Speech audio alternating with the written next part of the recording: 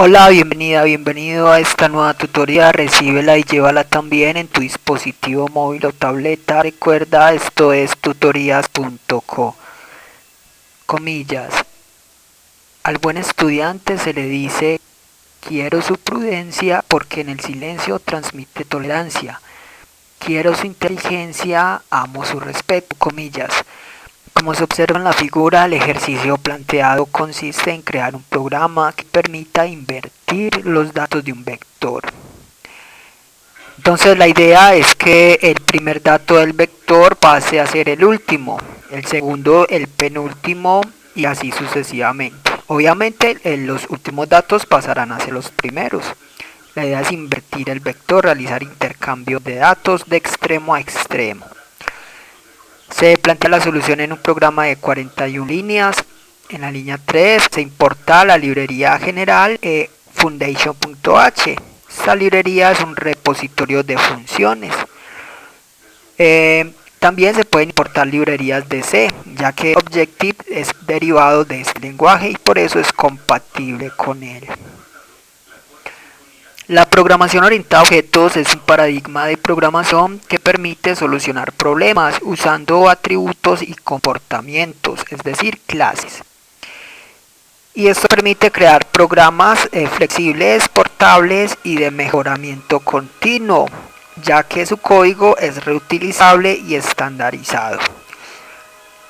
Entonces, usted cuando ha interactuado con aplicaciones, por ejemplo, que tenga botones, internamente estos botones o estos controles fueron programados generalmente por clases.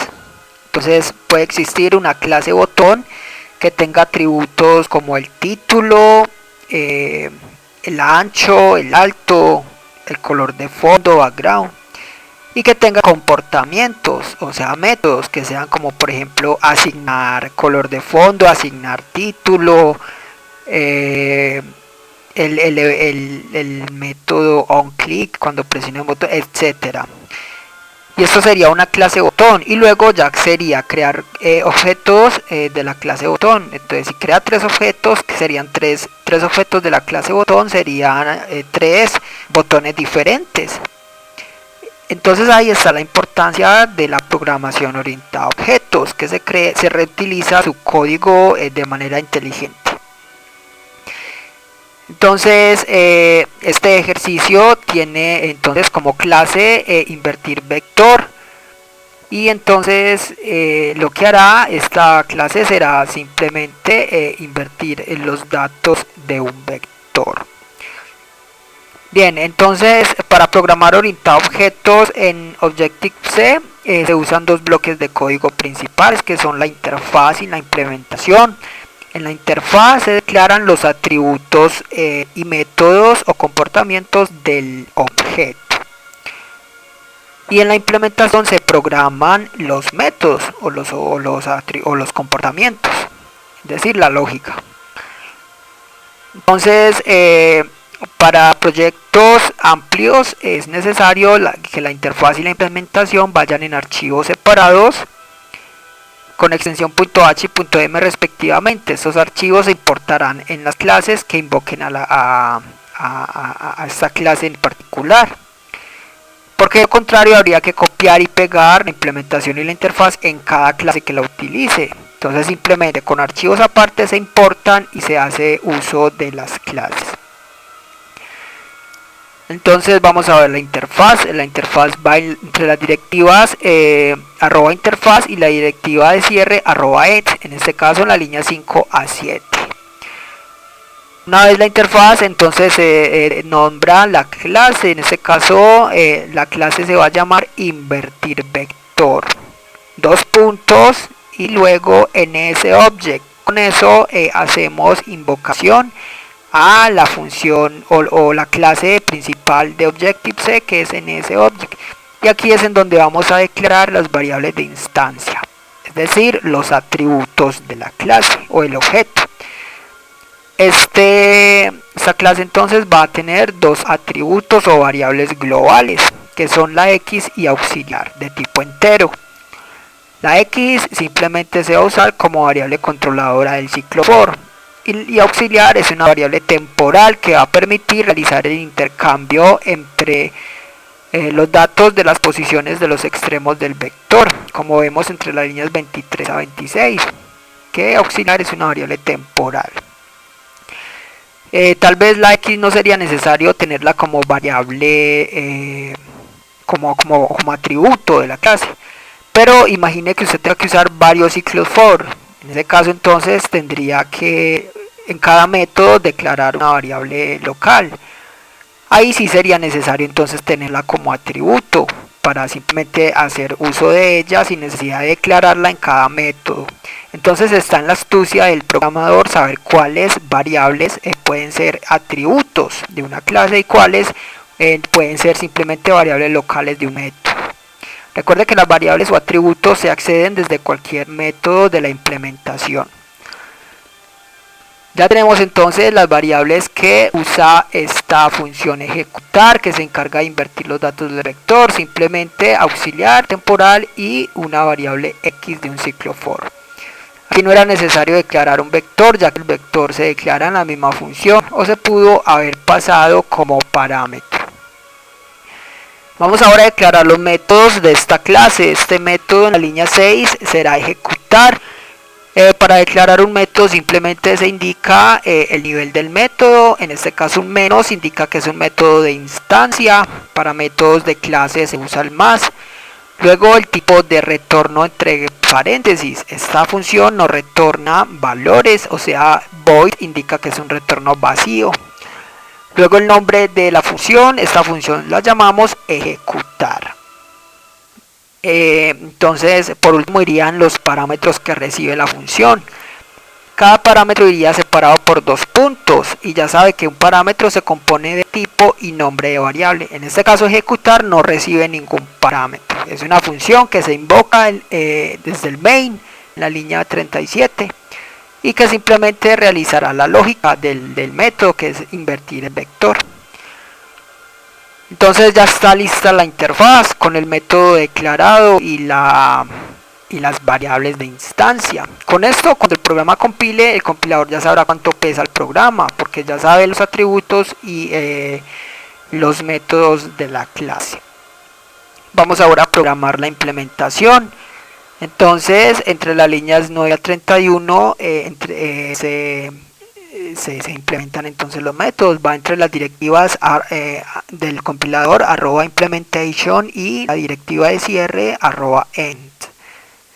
Entonces entre la implementación internamente el compilador importa la interfaz, es decir, los métodos declarados. Recuerde que para programar un método este ya debió haber sido declarado. Entonces entre las líneas 10 a 16 está el método init. Este método no es necesario declararlo a menos que se sobrescriba. Este es el constructor por defecto de Objective-C de cualquier clase. Este método entonces se usa para inicializar las variables que fueron declaradas en la línea 5 de la interfaz, o sea, para inicializar las variables de instancia. En este caso, en la línea 13, vamos a inicializar la variable x en 0. Entonces, esta variable x se va a usar también para el ciclo for de la línea 28 del método ejecutar, o también se va a usar como indicador de la posición del vector edades, es decir, va a permitir calcular las últimas posiciones para intercambiarlas con las primeras.